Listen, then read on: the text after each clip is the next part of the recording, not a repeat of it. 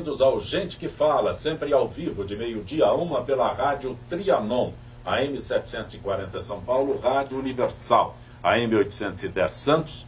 Estamos transmitindo direto do estúdio da Rádio Trianon, aqui pela nossa fanpage Facebook/programa Gente que Fala.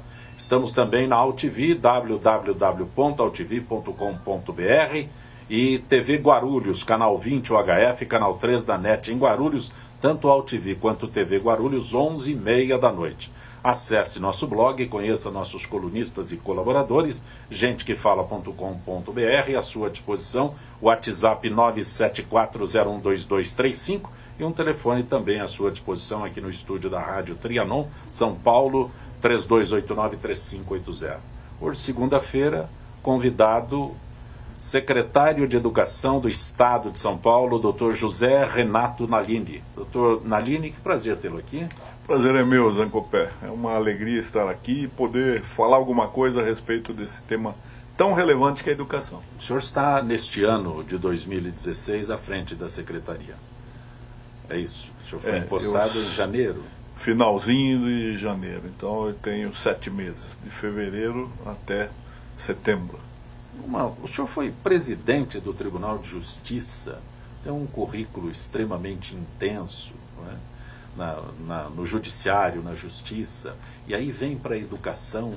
Não é um desafio muito grande? É um desafio enorme, exatamente para quem permaneceu 43 anos na justiça paulista, não é?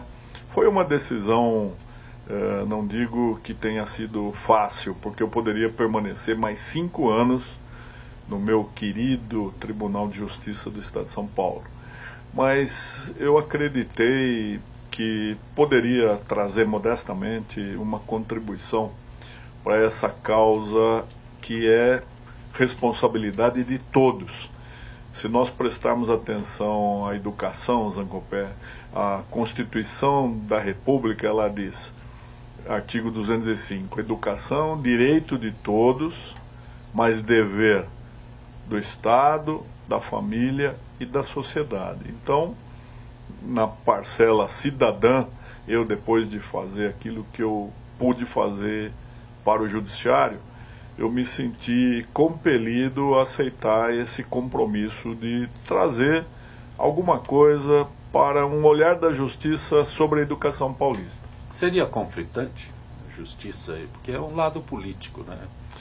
Mas a educação, ela não é um tema de governo, ela não é nem um tema de Estado, Zancopé. A educação é um tema nacional. E é por isso que eu tenho insistido muito na imprescindibilidade de a família e a sociedade assumirem um protagonismo, o dever constitucional de se aproximar da rede pública. Porque se nós não tratarmos a educação pública com muito carinho, nós estaremos aprofundando aquele fosso que existe entre diversos estamentos numa sociedade tão complexa como a brasileira. Nós avançamos na economia, nós avançamos em muitos setores, mas a nossa educação ainda precisa de um olhar carinhoso, não só por parte do Estado, não só por parte do governo. O governo, ele está fazendo aquilo que é possível. Ou seja, São Paulo destina 31% do seu orçamento para a educação. A Constituição fala em 25%. O Estado de São Paulo coloca 6% a mais. Agora, num período de crise política que foi desaguar numa trágica crise econômico-financeira, esses 31% ainda são insuficientes. Mas nós precisamos tratar a educação com toda a cautela, com todo o zelo. E eu digo que nós precisamos de uma adoção afetiva das escolas públicas. São 5.300 escolas estaduais no estado de São Paulo. Ou seja, 4 milhões de crianças dependem do empenho que a sociedade toda, não só o governo, deve ter em relação ao tema educação. Deixa eu complementar a pergunta sobre conflitante. O senhor assumiu a secretaria num momento assim de muita ebulição na educação em São Paulo, escolas invadidas. E aí dizia-se que trouxeram um desembargador para colocar ordem na casa. Algum momento o senhor se viu nessa situação? Essa situação de invasões, que o pessoal responsável por elas chama de ocupação, eu tenho uma visão de que é uma concepção muito equivocada de como fazer reivindicações, porque essas invasões ou ocupações, Zancopé, elas acontecem apenas com as escolas públicas, escolas que são destinadas a atender a população mais vulnerável, a população hipossuficiente, porque nós estamos numa equação muito cruel. Quem pode, quem tem condições econômicas, coloca os filhos nas escolas particulares, que são aparentemente nichos de excelência. Ninguém invade um colégio pago, um colégio particular. As aulas continuam normalmente, as crianças aprendendo, os professores ensinando. Quando se faz uma ocupação de uma escola pública, o que acontece?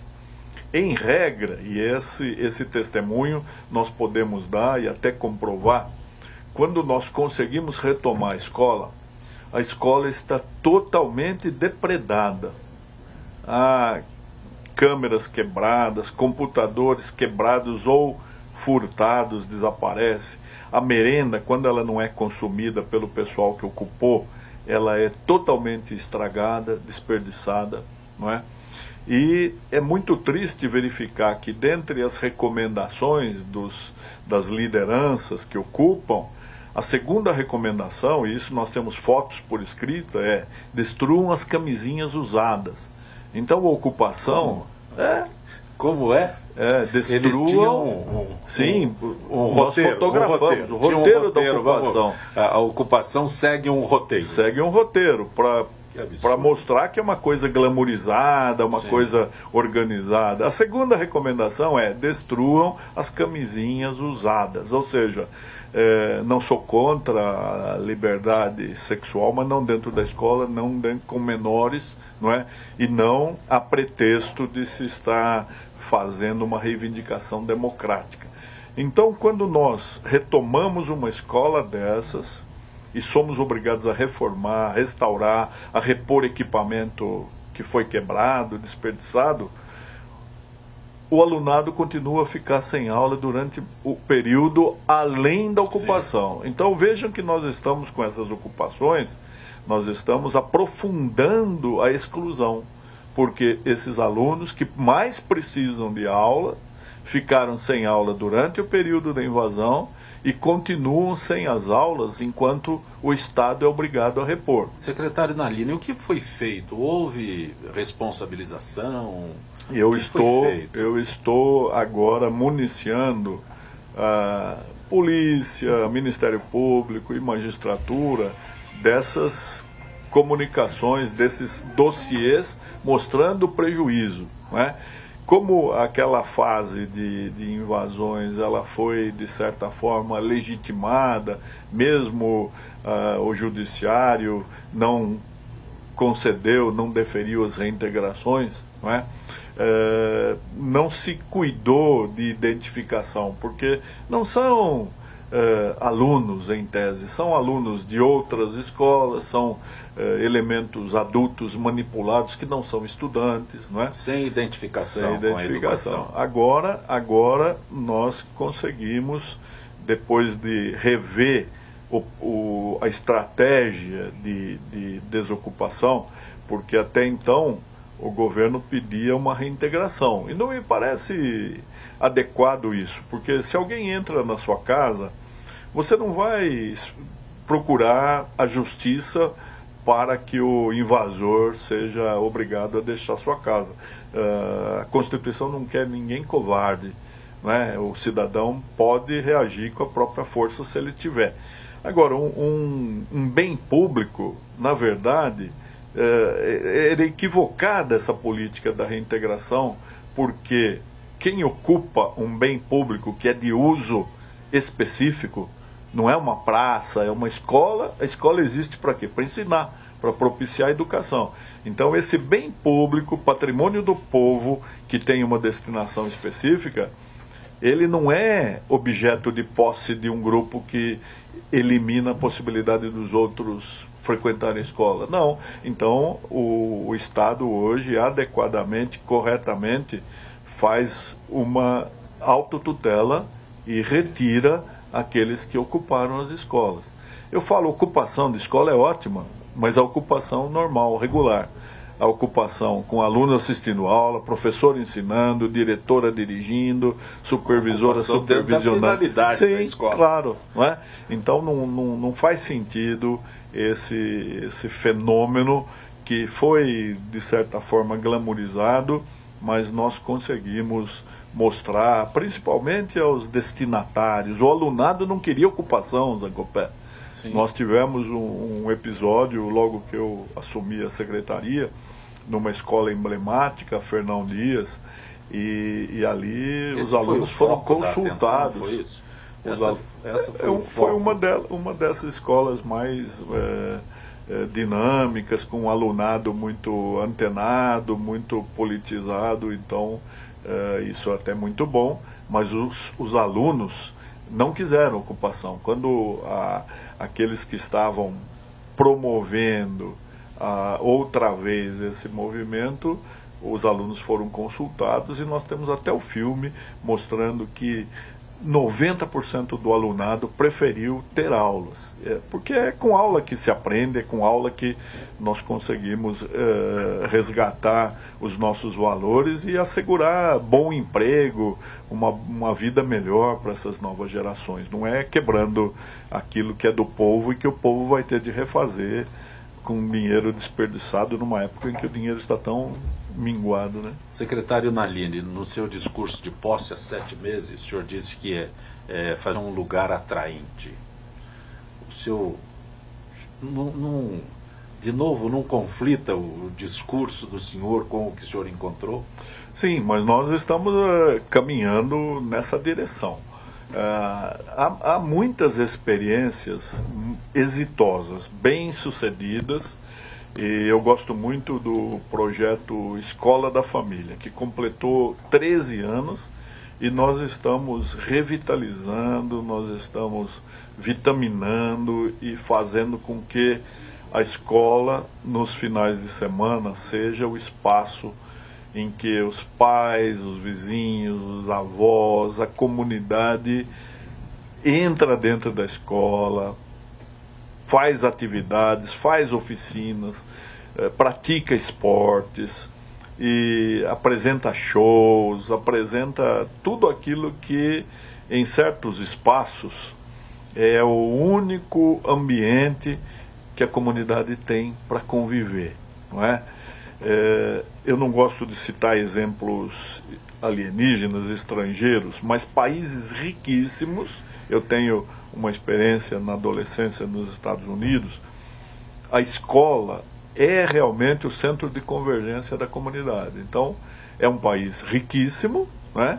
Mas a escola tem um salão, que é o auditório, que é teatro, é lugar onde se apresentam conjuntos musicais, onde se faz reunião política, onde se faz reunião ecumênica, onde se faz casamento, onde se faz até velório das pessoas que a comunidade aprecia. Então, mas nós não temos essa cultura. Não temos, mas é só criar. Isso.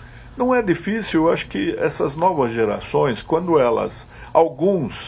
quando se propõem a entrar na escola, permanecer na escola, podem estar dando esse recado: eu quero usar melhor a minha escola.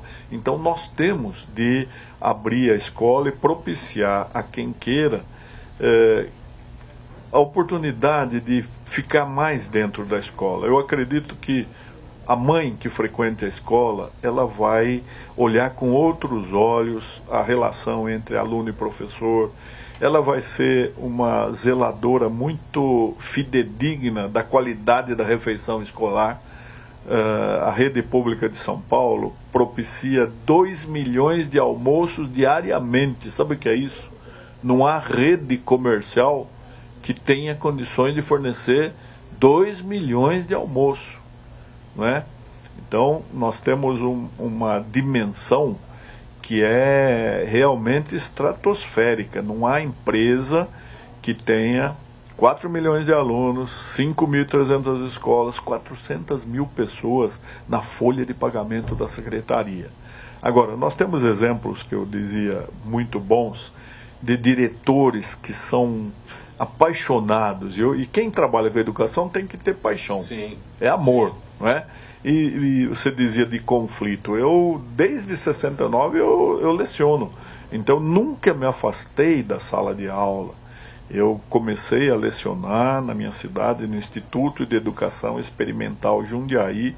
Hoje já não existe essa escola, ela foi substituída, chama-se Escola Estadual Dom Gabriel Paulino Bueno Couto, primeiro bispo de Jundiaí.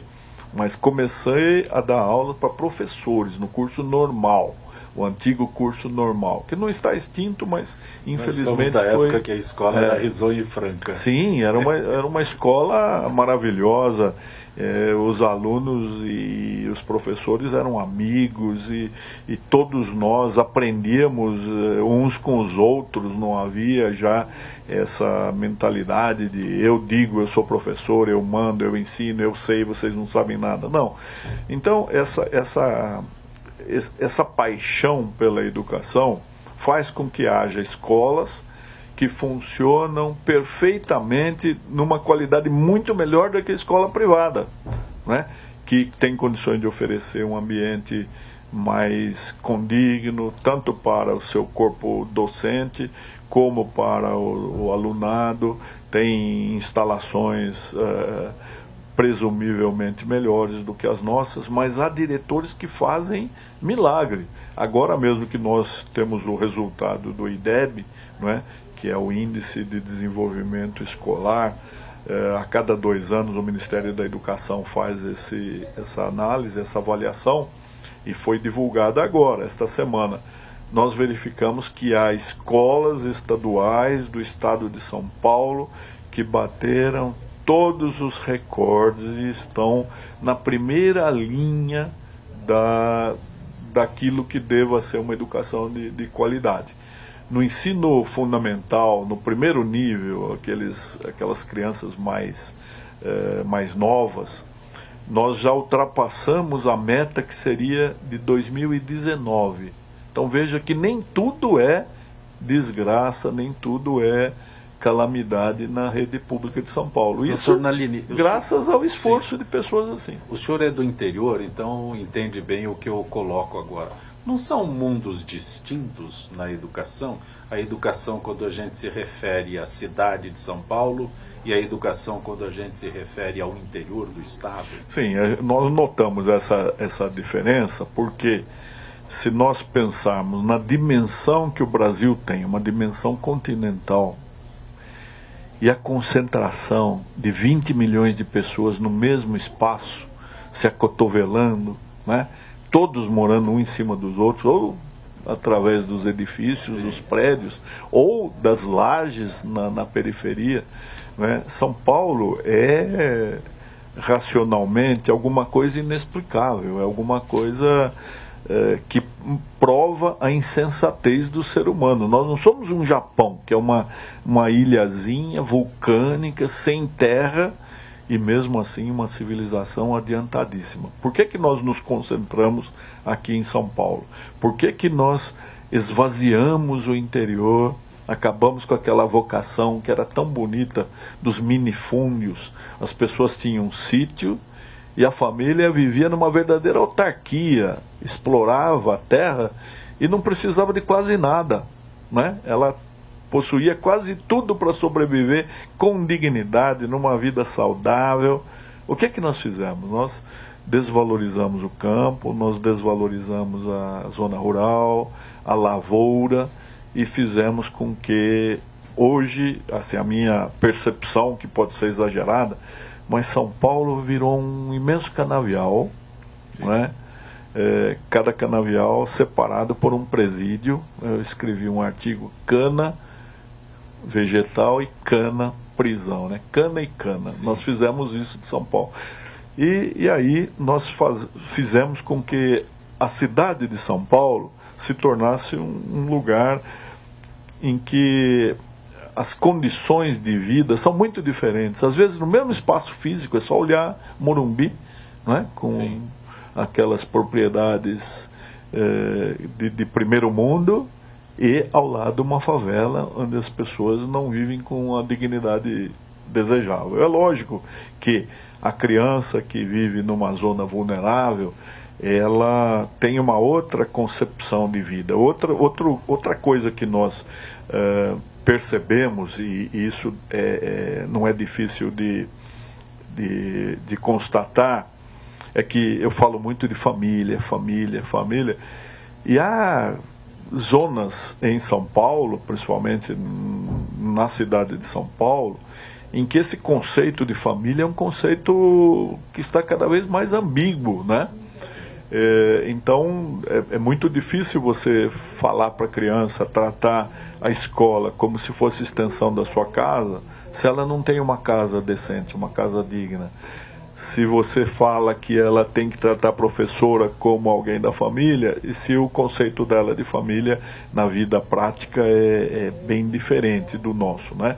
Mas isso tudo mostra a urgência que nós temos de fazer com que as pessoas lúcidas, as pessoas que têm discernimento, as pessoas que têm bom senso, se interessem pela educação, cumprindo o dever constitucional, porque, repito, direito de todos, mas dever do Estado, da família e da sociedade.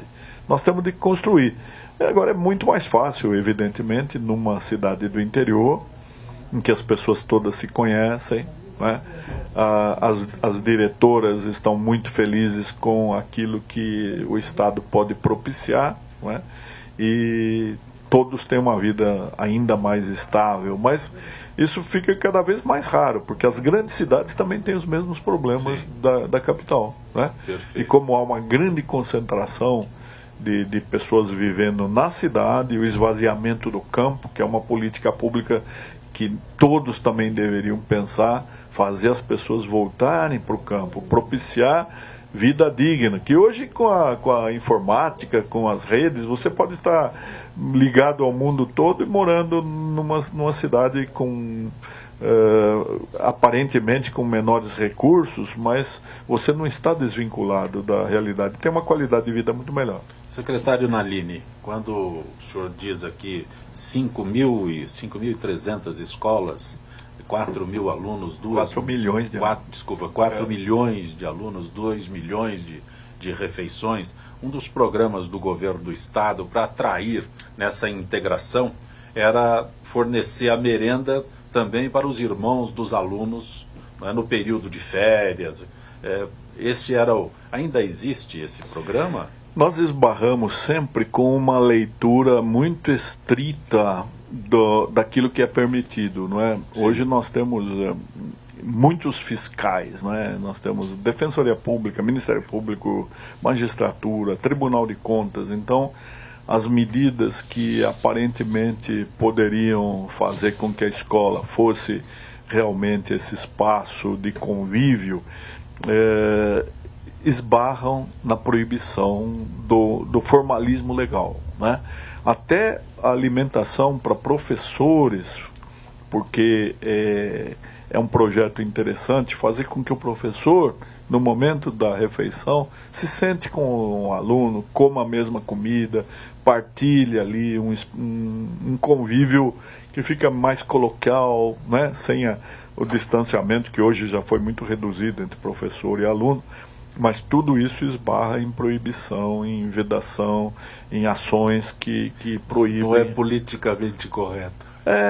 Não é jurídico. É lamentável. No caso do senhor, não é juridicamente correto. É uma questão. É lamentável. Uma questão cultural. Nós temos que reconstruir aquilo que nós achamos interessante. O viés, Zancopé, é você dizer que isso interessa para o projeto pedagógico.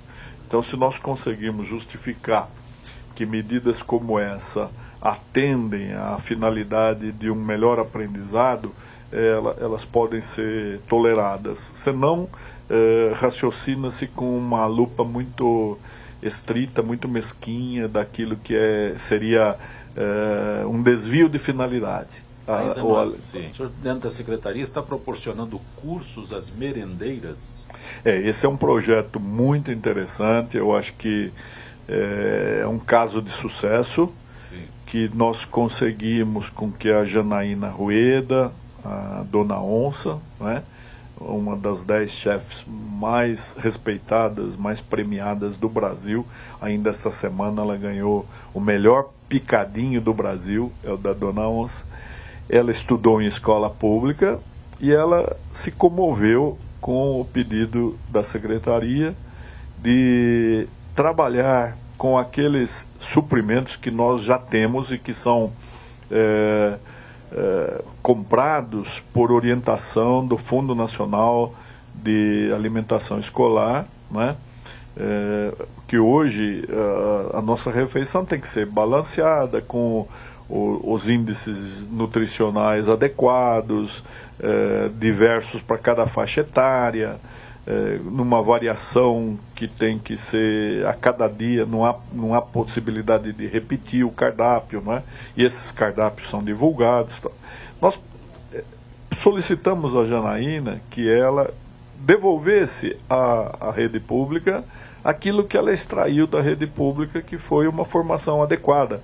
Até porque a escola era até mais tranquila, o relacionamento entre professor e aluno era outro. Ela aceitou e ela está sendo fantástica na elaboração de pratos que são com os mesmos produtos, são mais saborosos, são mais bonitos, e isso está fazendo com que o alunado esvazie as cantinas, onde de certa forma eles consumiam aqueles salgadinhos, refrigerante, né, tudo aquilo que tem uma dose de sódio incompatível com as necessidades das crianças, e tem até repetido a alimentação.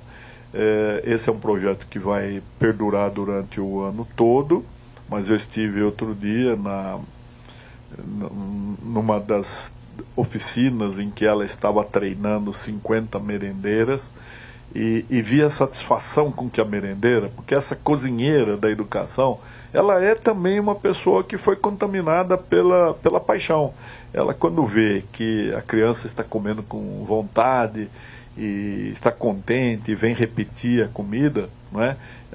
A cozinheira fica feliz. Eu sempre, quando eu vou visitar as escolas, eu falo para as cozinheiras: o seu ingrediente é o amor, né? E é mesmo, porque quando elas fazem assim com carinho, é aquela mãezona, né, que faz aquela quantidade imensa e fica feliz de ver a criança consumir. Então esse é um projeto que eu acredito que resgata o valor não só da alimentação, da refeição escolar, mas se insere no projeto pedagógico, porque você vai dando uma educação alimentar diferente, você ensina o fortalecimento do respeito, do carinho em relação a quem prepara a comida e vice-versa, não é? Então há toda uma estratégia de mostrar que cada um tem o seu papel dentro dessa rede pública e todos são importantes para quê? O que é que nós queremos? Fazer com que a criança paulista tenha a melhor educação possível, para que ela se coloque sobre os nossos ombros e, portanto, vislumbre um horizonte muito mais amplo do que o nosso, não é? Perfeito. Nós vamos ao intervalo, estamos conversando com o secretário de Educação do Estado de São Paulo, Dr. José Renato Nalini. Retornaremos em instantes. Rádio Trianon, AM 740 São Paulo, Rádio Universal, AM 810 Santos, direto pela nossa fanpage Facebook/programa Gente que Fala. Também AltV, www.altv.com.br, e TV Guarulhos, canal 20 OHF, canal 3 da NET em Guarulhos. Secretário Nalini, José Renato Nalini, secretário de Educação do Estado de São Paulo. Antes que eu pergunte para o senhor sobre celular, nós temos, essa é um assunto de momento aqui, né? Jaime do Jardim Bonfilholi pergunta ao senhor quanto é o salário inicial de um professor da rede estadual paulista. Tenho... cerca de R$ 2.500. Sim, é isso, R$ 2.500. Ok, Jaime. Daniela da Bela Vista, em um estado tão plural como São Paulo, como fazer alunos de cada região conhecer e preservar a própria cultura e raízes? Esse é um projeto que vai dar certo, porque nós estamos revendo a Base Nacional Comum Curricular e ela vai flexibilizar bastante o currículo. Nós, em São Paulo, temos um currículo que está sendo observado desde 2008 e tanto que ele serve até de modelo para essa rediscussão nacional. Mas vai haver uma margem bem razoável para que nós possamos desenvolver a cultura regional e até a cultura local. Nessa linha, Zancopé, eu tenho incentivado também as escolas a observarem a lei que determina a celebração do Dia do Patrono. Em regra, as escolas têm como patrono alguém da cidade, alguém daquela região, e é muito importante que o alunado da rede pública tenha orgulho de participar, de ter saído, de estar cursando uma escola que tem um nome que deva ser lembrado. Isso tudo fortalece o sentido de pertencimento, de integração a uma comunidade, mas o currículo que está sendo rediscutido nacionalmente, ele vai permitir que até a história local seja contemplada dentro do horário normal das aulas, como alguma coisa que faz parte do projeto pedagógico. Luiz Carlos de Diadema pergunta ao senhor, secretário Nalini, apesar de funcionar como estímulo para repetentes, progressão continuada não desestimula os bons alunos? Essa é uma discussão recorrente, há linhas e há posições de vários Ainda pedagogos. Existe a progressão continuada? Existe ainda, mas está sendo muito pouco usada, não é? Porque quando nós... Está sendo desativada, não é isso? Aos poucos? Sabe o que acontece? Quando nós estimulamos o aluno a participar das avaliações e a mostrar que ele aprendeu, naturalmente ele vai procurando acompanhar o restante da classe, não é? E o que nos preocupa hoje, um outro desafio, é a questão da evasão, sabe, Zancopé? É o aluno, principalmente do ensino médio, que é a principal, a prioritária preocupação do Estado membro. Ele começa a abandonar as aulas porque nós precisamos também, você dizia, de uma aula agradável, um ambiente agradável, sedutor. Nós precisamos oferecer à juventude material de discussão e oportunidades de fazer com que a escola mude a vida dele, não é? Então, quando você tem aula prelecional, aquela distribuição física das carteiras enfileiradas, né? E aulas teóricas, com muita teoria, sem uma vinculação com a vida prática, o alunado mais que já vai atingindo uma idade de adolescência, se ele fica desestimulado. Então, não temos tido problema com a progressão continuada, senão com o abandono. Tanto que nós temos um programa que precisa ser também revitaminado, que é o Quem Falta Faz Falta. Ou seja, os próprios alunos vão procurar o coleguinha que está faltando, fazendo com que ele volte, né? Nós já temos protagonismo de professores que vão à casa do aluno verificar o que acontece, porque às vezes os pais não sabem, às vezes a família é uma família que tem uma estrutura diversa e não se preocupa com isso. Esse é o nosso maior desafio hoje, acabar com a evasão ou reduzir drasticamente, porque há um grande abandono das aulas por parte do aluno do ensino médio. É um problema grande. Secretário, recentemente o senhor fez referência a liberar celular em salas de aula. Foi uma polêmica danada. Está aberta a polêmica, mas eu continuo a acreditar que seja uma alternativa, porque eu integrei o Instituto de Estudos Avançados da USP como representante da sociedade civil, e ali convivi com luminares da ciência durante 4 anos, e aprendi que a circuitaria neuronal das novas gerações é uma circuitaria completamente digital, enquanto que a nossa é uma circuitaria analógica.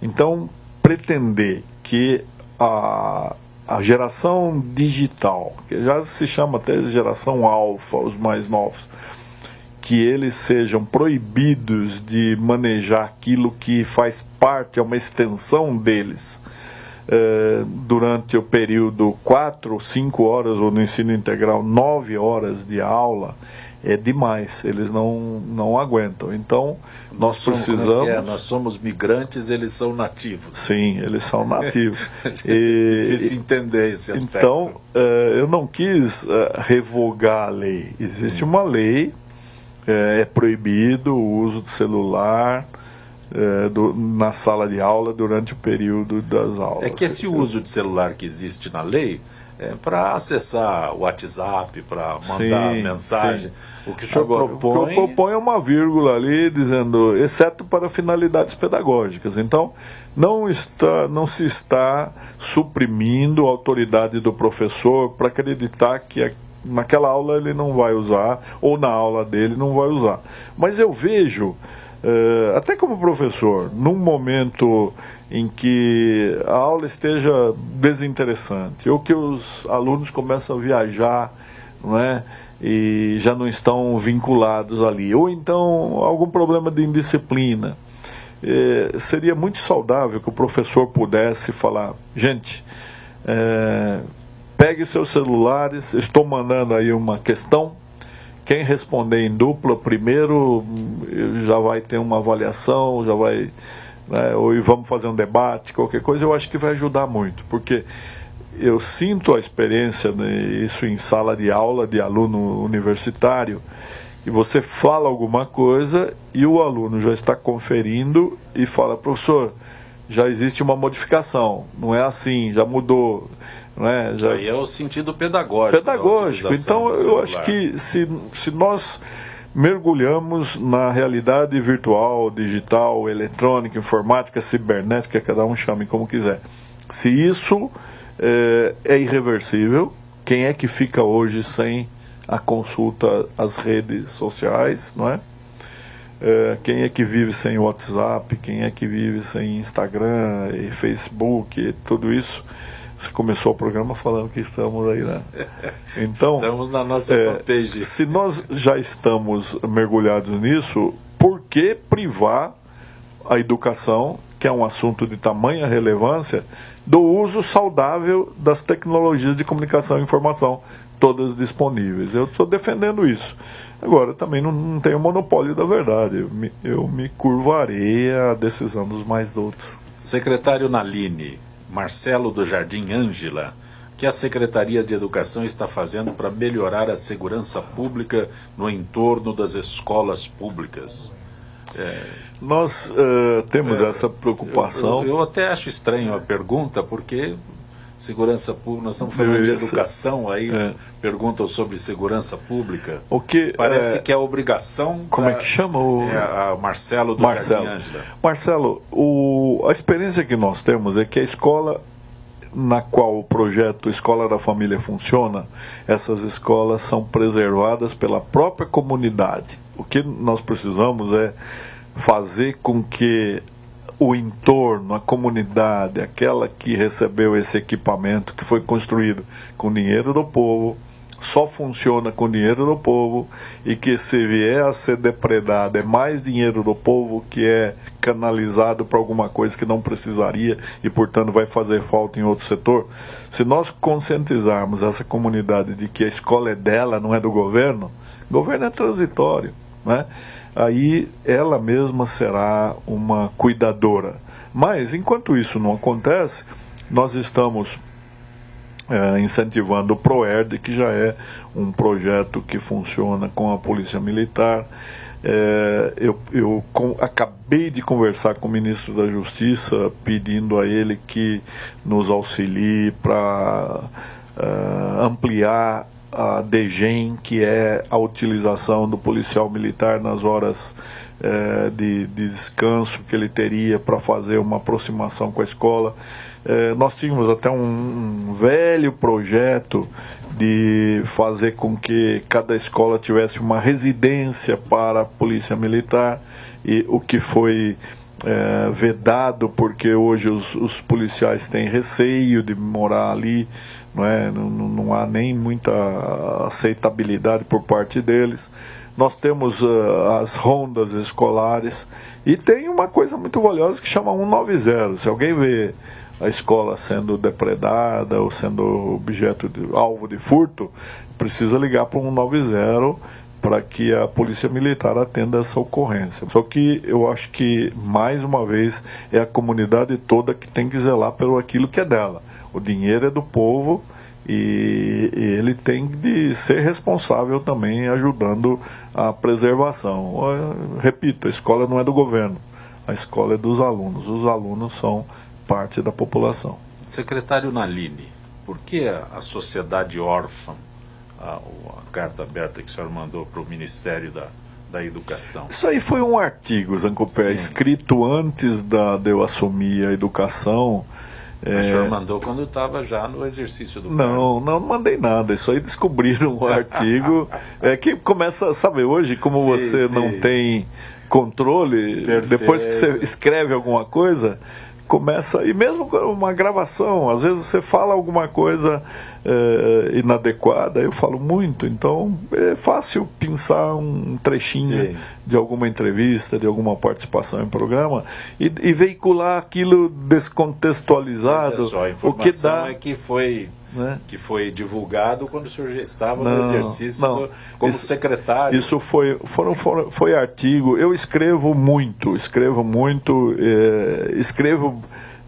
para mim mesmo, na verdade, e quando publico eu fico contente. Então esse artigo... O senhor é da Academia Paulista de Letras. Sim, então... O senhor presidiu a academia. Mas escreve para mim, escrevo para mim mesmo. Expressão tanto que é uma coisa engraçada, Zancopé, eu sempre gostei de frequentar a página 2 do Estadão, aquele espaço aberto. Sim. E desde 1980, quando ali trabalhava o meu querido amigo Milton Rondas, eu tinha um espaço ali garantido, Com o passar dos tempos, eu não sei quais os critérios, eles começaram não sei se eu comecei a escrever mal, e começaram a ser mais módicos na publicação dos meus artigos. Tanto que eu brinco que eu vou publicar um livro, Os Recusados do Estadão, porque eu continuo a escrever.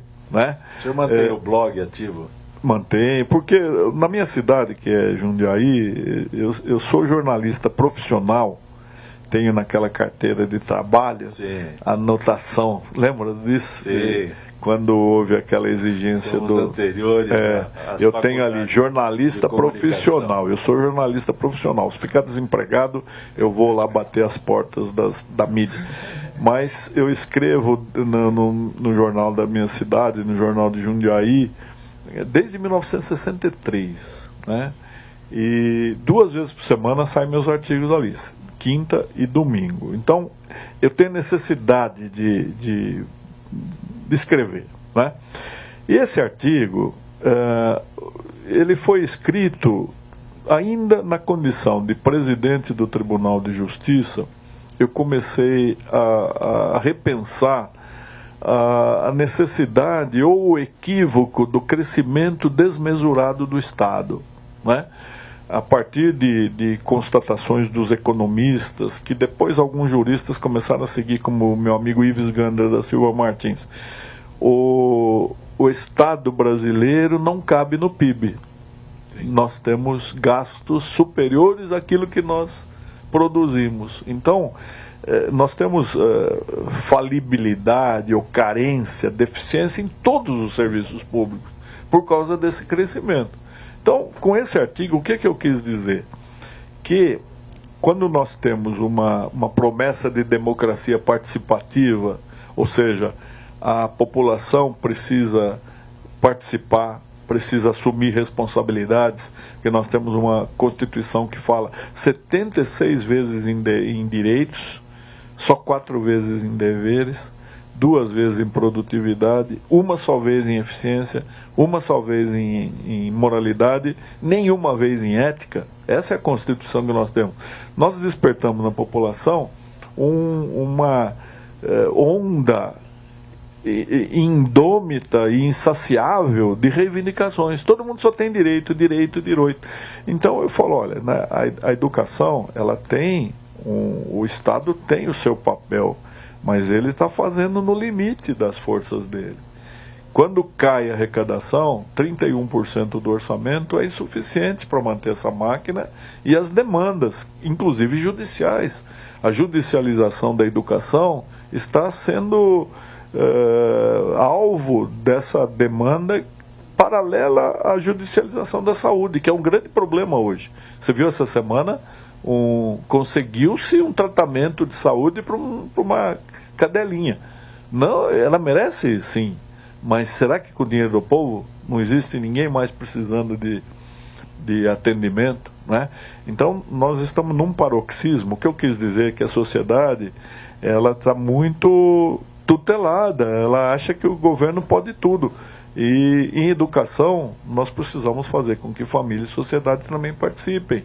Até porque é uma coisa muito séria para deixar só o governo cuidando da educação. Secretário Nalini, como secretário de Educação, eu gostaria de saber o que é mais fácil, é ser presidente do Tribunal de Justiça, onde a visibilidade é limitada, ou secretário da Educação, onde há uma exposição muito grande? Infinitamente mais fácil e mais prazeroso ser presidente do Tribunal de Justiça.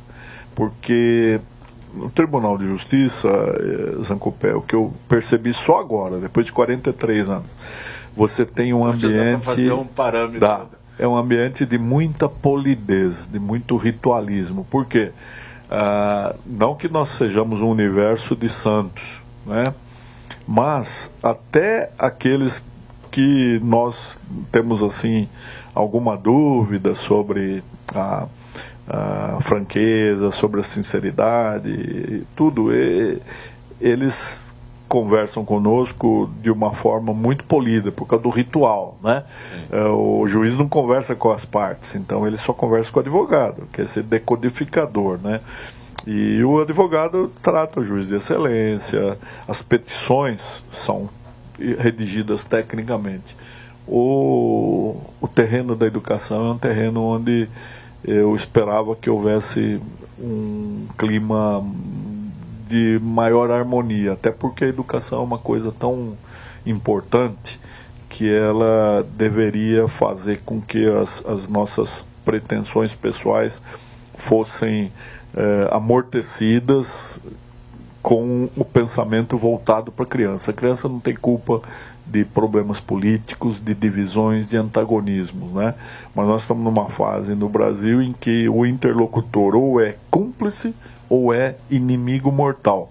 Então esse clima não ajuda a educação, é um clima que me assustou, e é por isso que eu tenho chamado a atenção da família e da sociedade, porque esse problema é um problema muito sério. Ou a educação será a preocupação de todos, ou nós vamos caminhar para uma fase não muito interessante da sociedade, que já foi muito mais civilizada, mais polida, mais cordial, tinha bons modos. Hoje não se encontra tanto isso, pelo menos em alguns setores.